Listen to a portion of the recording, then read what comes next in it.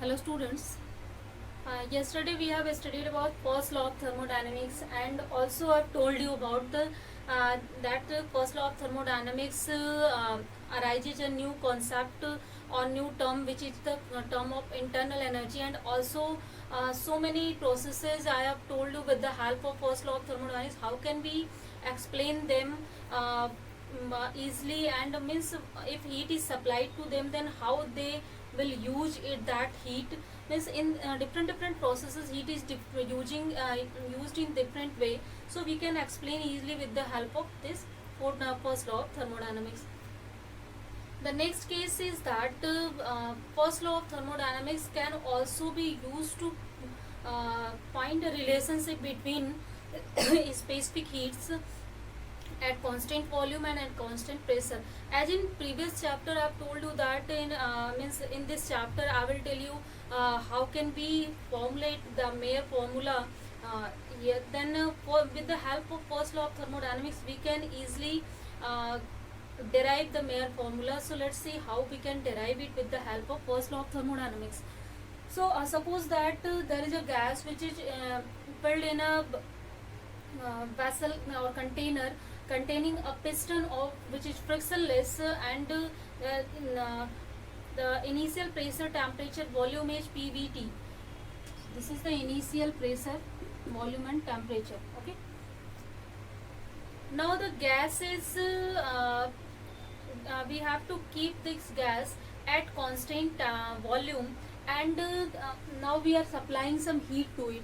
So at constant volume, as you know that if we supply heat to it, means that the process is the isochoric process. So in the case of isochoric process, all the heat is used to increase its internal energy, or you can, in other words, you can say that it is used to increase its temperature. So suppose that due to the constant volume and due to application of heat, there is the change in temperature dt takes place. Clear? I'm taking the example of constant volume first thing, and at constant volume we can say that dV equal to 0, and there is the change in temperature dt occur here.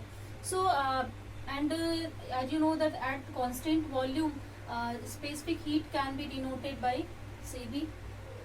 So we can write what how much amount of heat we have supplied to it in terms of Cv. That will be delta Q equal to Cv1 dt. 1 is because I have taken unit mass 1 mole of the gas, so that's why we can write it here 1. So what is will be the value of that? The value of it will be Cv dt. Clear? Now again we can calculate the work done in this process, means how much work done is done in this process of increasing temperature and at constant volume. So we can easily calculate what will be the work done. As you know that the formula for work done is PdV, and here the value of dV equal to 0. So that's why work done will be 0 in this case. So we have change in heat, and we have the heat which we have supplied to it, and we have work which will be 0 here. So from first law of thermodynamics, which is delta Q equal to du plus delta W. So its value will be Cv dt and du plus 0. Clear? So we can write du equal to Cv dt. So this will be the equation number first. Clear?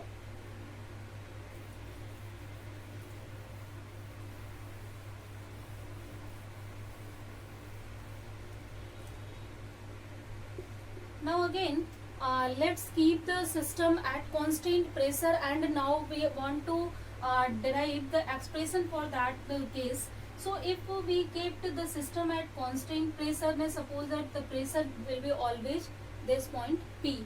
So if pressure will be P, then we can formulate what will be the work done in this process.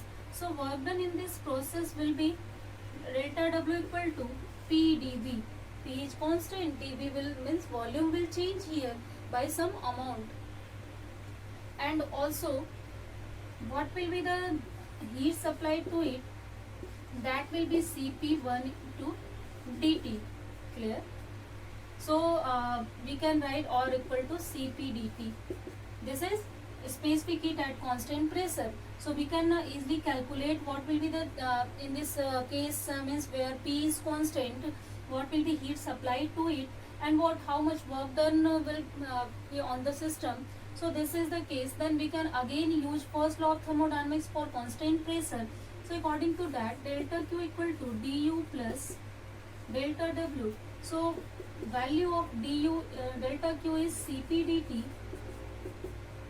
And as you know that in the case of isobaric process, already I have explained you that thing, that there will be change in temperature, change in internal energy also, and also there will be some change in volume takes place. So that's why these all quantities will have some values. So don't be confused due to that. So here du plus delta W means P dV. So what will be the value of suppose that we are taking here delta thus.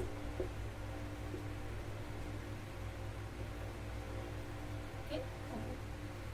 Clear? Don't write, have to write it. Okay, only this is the enough things here. So this is the value of delta Q dash. Suppose that we are taking supplying different heat in this process, so we can calculate it easily. So now from this is equation number 2. So as you know that as we are supplying heat, and here the temperature have to be, the change in temperature is constant. We are taking the change in temperature, that is constant, because you know that the formula for specific heat, here we have to calculate heat required to change its temperature by a constant amount, that is called the specific heat. So if this dt will be a constant amount, so that's why we can say that dt in both the processes will be same. So if dt will be same, it means that if change in temperature is the same, so internal energy will also be same. Means as you know that if temperature will increase, then internal energy will increase, temperature will decrease, then internal energy will decrease. So if change in temperature is constant, it means that change in internal energy should also be constant. So simple meaning is that du dash must be equal to du. Clear? Change in internal energy should be constant, it means that they must be equal. So if they are equal, then the value of du dash can be written as Cv dt. So we can use this value in this equation, and finally what will we get?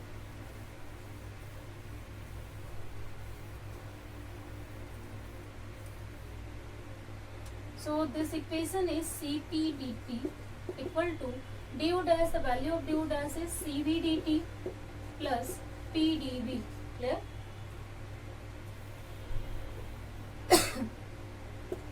We can write it, arrange it like this, and we will get Cp minus Cv dt equal to P dV. And now for ideal gas, we have equation for ideal gas, which is Pv equal to RT for 1 mole of the gas. So we can write from here, suppose that at constant pressure we are differentiating this equation, so that will be P dV equal to R dt. Clear? Because this is the formula for constant pressure, so that's why we can formulate it in this way. And what will be the value of P dV? That will be R dt.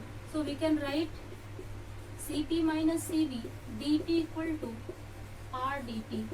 So on comparing on both sides, we can get Cp minus Cv equal to R. This is the Mayer formula which relates the two specific heats of the metal. So I think that is clear to you how can we formulate with the help of first law of thermodynamics this Mayer's formula, and how this is useful I have told you already in the earlier chapter. So I think that is now clear to you how can we relate these two specific heats with the help of first law of thermodynamics. So first law of thermodynamics helps us to determine and understand a lot of processes and phenomena Means with the help of first law of thermodynamics, even we can explain the thermodynamic process, system, and other things. And also one more thing, first law of thermodynamics tells us that that one is there is as first law of thermodynamics talks about the conservation of energy. It means that the heat supplied to the system will be converted into some work or some in other forms of energy. This is the concept of first law of thermodynamics. So it means that if heat is supplied to any machine, then that machine will do some work. Without application of any heat, so machine will not do any work. Means simple meaning is that only we can get work when some external source will be connected to the any machinery, like we are using electricity and other things for as external source. So that external energy will be converted by the machine into other forms of energy only. By itself it cannot convert any types of energy without application of any energy to it. So first thing, our first law of thermodynamics tells us this. And also if there is change in internal energy takes place, then work done by the machine will be always less than the heat supplied or any other source supplied to it. As you know that from first law of thermodynamics we have equation that is 1 minute please.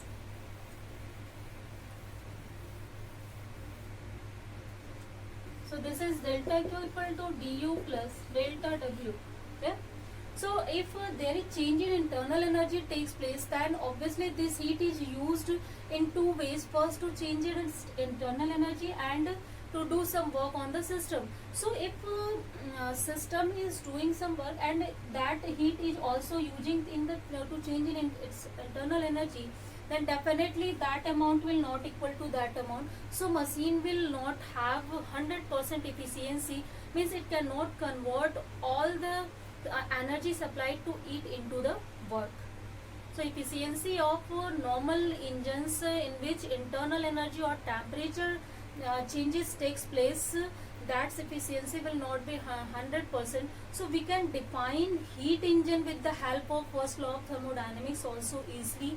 Means how can a heat engine can extract the energy from the source, and how can it supply to other body, means how can it perform work, and how much energy it will be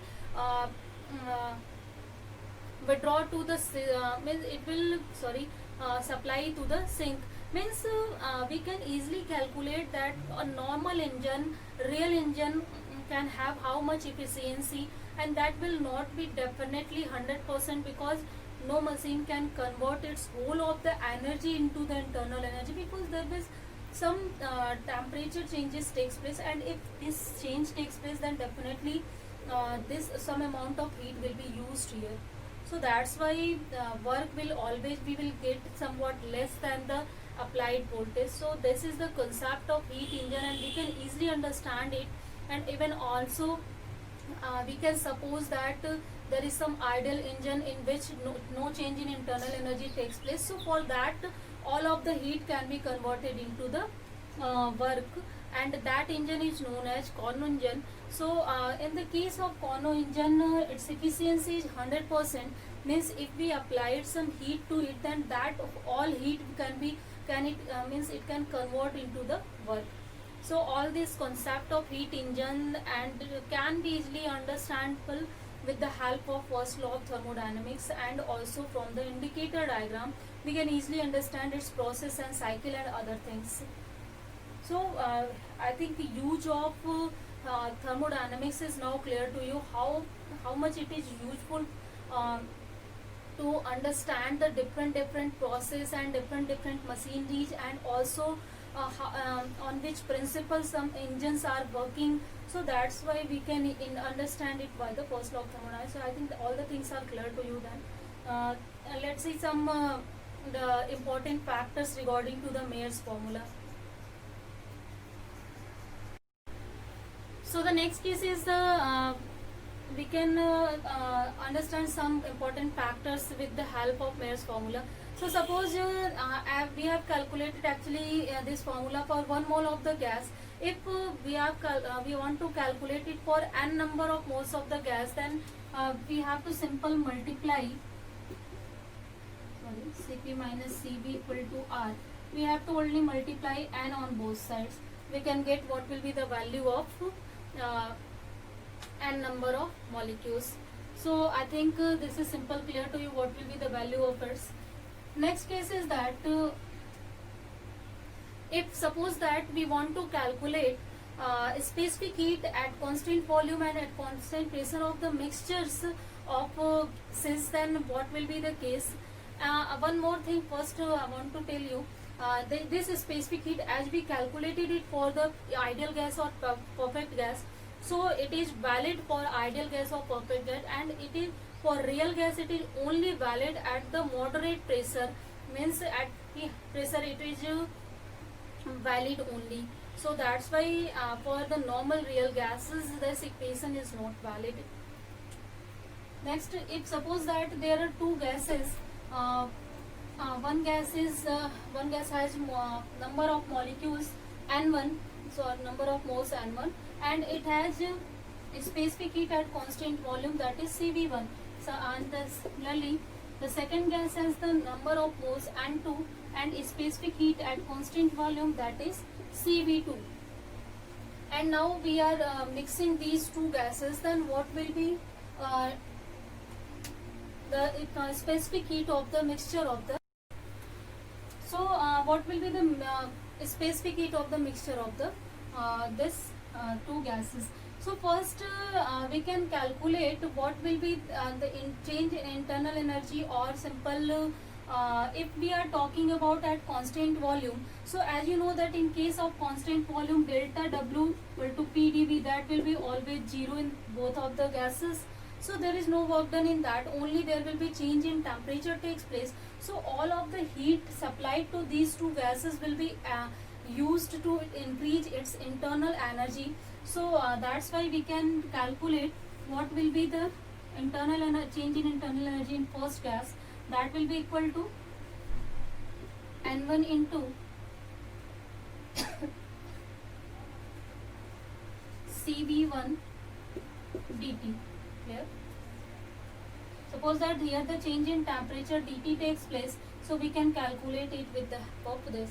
Now the second thing is that we can calculate the change in internal energy in second system, that is N2Cv2 dt.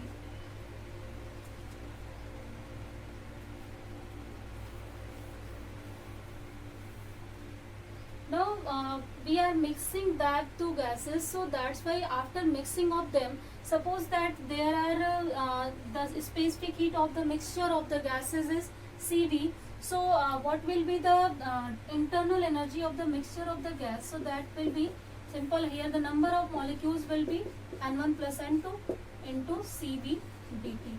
Clear? So I think this is individually this is clear to you. Simple. This is the change in internal energy in first gas, which has N1 number of molecules and Cv1 was the specific heat at constant volume. So we can calculate this internal energy, because that will be equal to the heat supplied to the system, and as you know the formula for heat supplied to the system. So again in case of this we can also calculate easily what will be the internal energy, change in internal energy of the second gas, and where the N2 is the number of moles in that, and Cv2 is the specific heat at constant volume of that gas. So we can calculate it easily. And this is the if mixture of gases has the obviously total number of moles that will have N1 plus N2, because we are mixing these two gases, and suppose that Cv is the specific heat of the mixture. So we can say that this change in internal energy will equal to du plus, because we are mixing these two gases, so that's why their internal energy will also add up in the mixture. So we can write this formula, and with the help of this formula we can easily calculate what will be the specific heat of the mixture. So we have to put only the values of these three quantities in this equation. So let's put that. So what is the value of du? That's the value is N1 plus N2 Cv dt equal to du1 N1 Cv1 dt plus du2 is N2 Cv2 dt. Clear? So after solving we can easily remove the dt from here. So we will get N1 plus N2 Cv, that will be equal to N1 Cv1 plus N2 Cv2, or we can write it N1 Cv1 plus N2 Cv2 divided by N1 plus N2. So this is the specific heat at constant volume of the mixture of two gases which have which had already you know that how much number of moles and what was the specific heats of that gases individually. So we can calculate it easily with the help of also first law of thermodynamics or also from the this formula. So I think that is simple, clear to you how can we determine the mixture, the specific heat of the mixture of the gases. So similarly we can also calculate what will be the specific heat at constant pressure of the mixture of gases. So let's see that.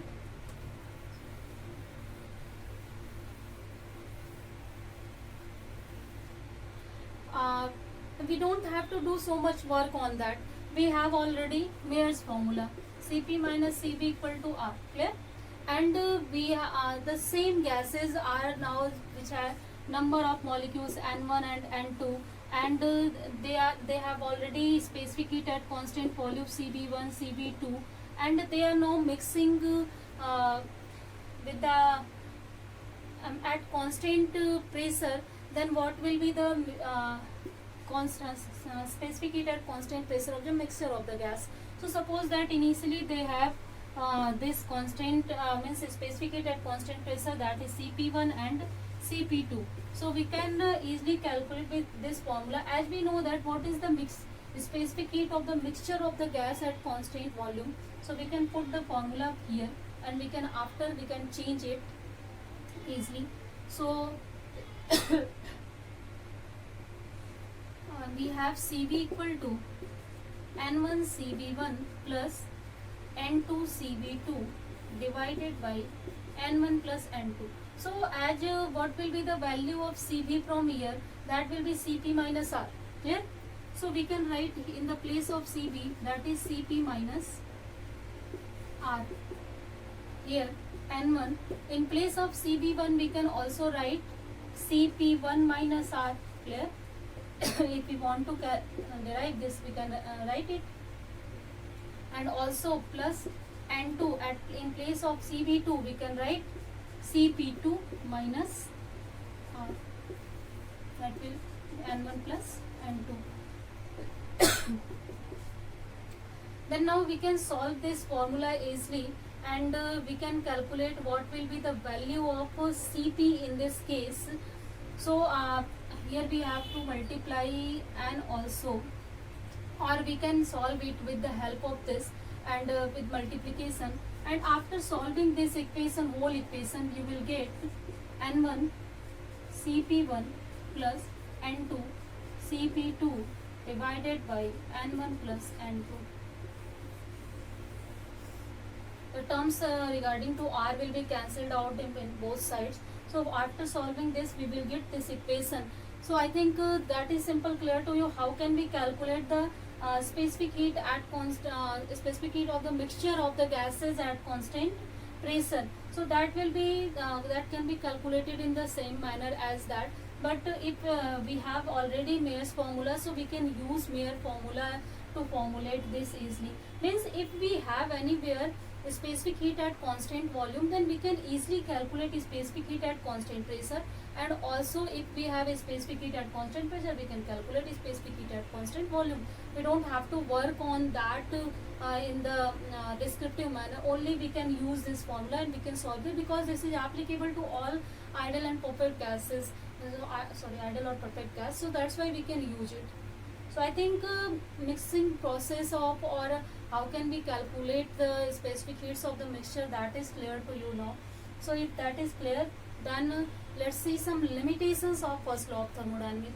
First law of thermodynamics have also some limitations. So how can we understand that limitations? Let's see that. So there are some limitations on first law of thermodynamics also.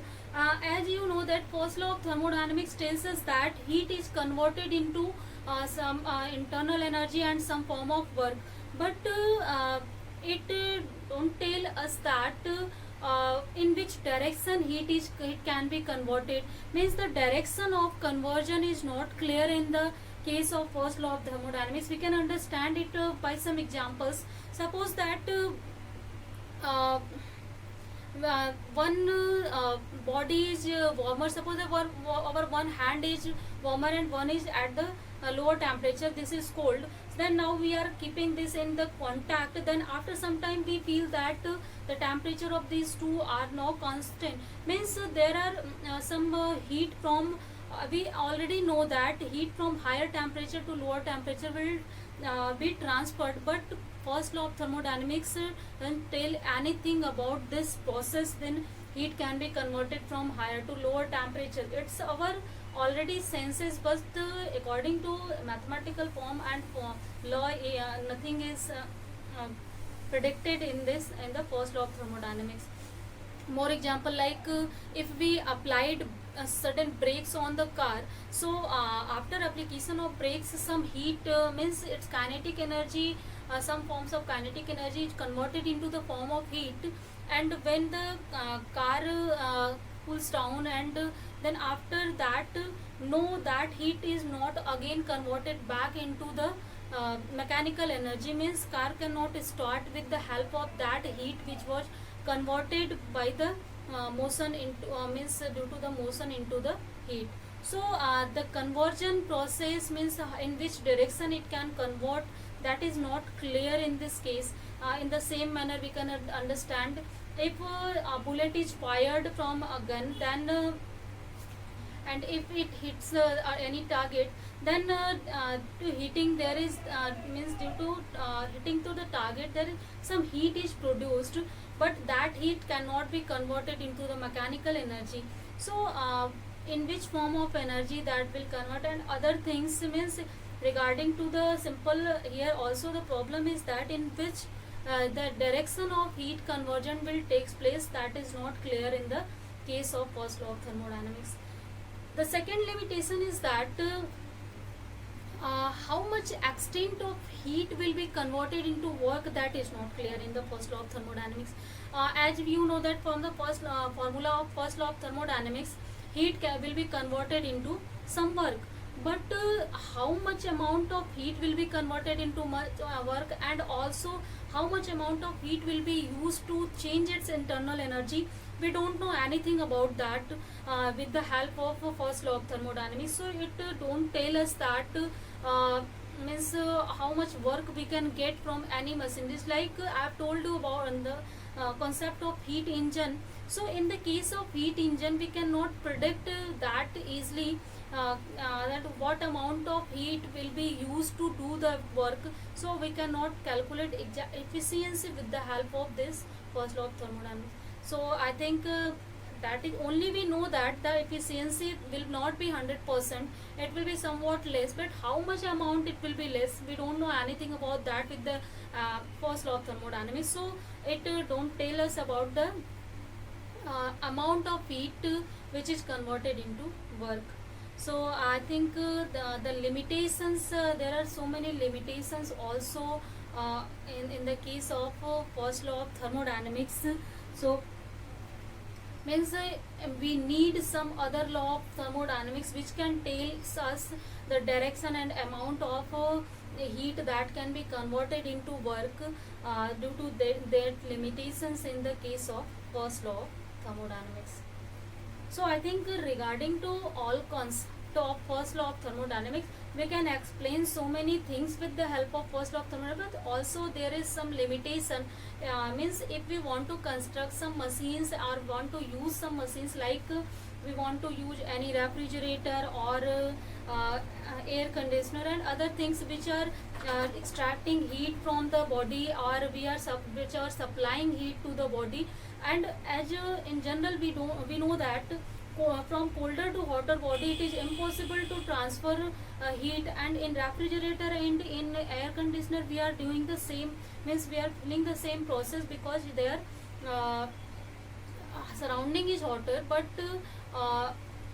our air conditioner and extract heat from our rooms, our colder rooms, and also it send it into the atmosphere, means in hot body. So there is a transfer from cold body to hot body. So that is, in general, that is not possible. So first law of thermodynamics easily tells us that that can be possible.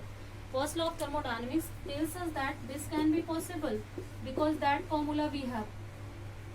So, due to sign convention we can say that heat can be extracted from a body, or heat can be simple supplied to the body. So it means that we can easily extract heat from any colder body, and we can supply it from hotter body. From this formula we can say that, but in our daily life, as you know, that this is not possible without application of any external source.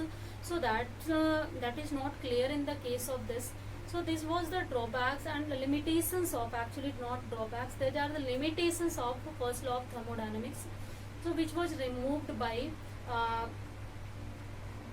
some scientist who gave the second law of thermodynamics. So second law of thermodynamics tells us about these limitations, means they predict us that heat cannot be transferred from colder to hotter body, and what will be the conditions for that.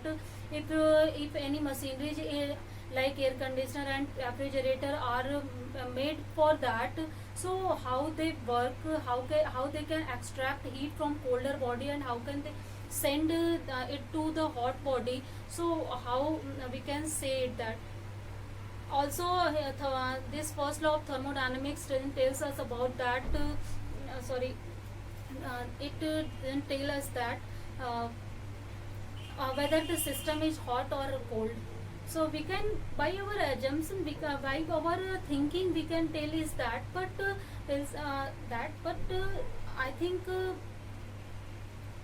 if from this formula or from this law, we don't know whether the system is means whether that is hot body or cold body. We can also supply the heat to the hot body or cold body. So here we don't know the to which system we are supplying heat, that is already hot body or cold body. So there is no information regarding to that in the first law of thermodynamics. So these are all the limitations which were removed by the further law of thermodynamics, so that we have more law of thermodynamics to understand these limitations in the brief. And even we have made with the refrigerator and air conditioner, which we are using in our daily life to make our life convenient. So we can that in that thermodynamics helps us and due to that processes, due to these laws, we are able to construct, we are able to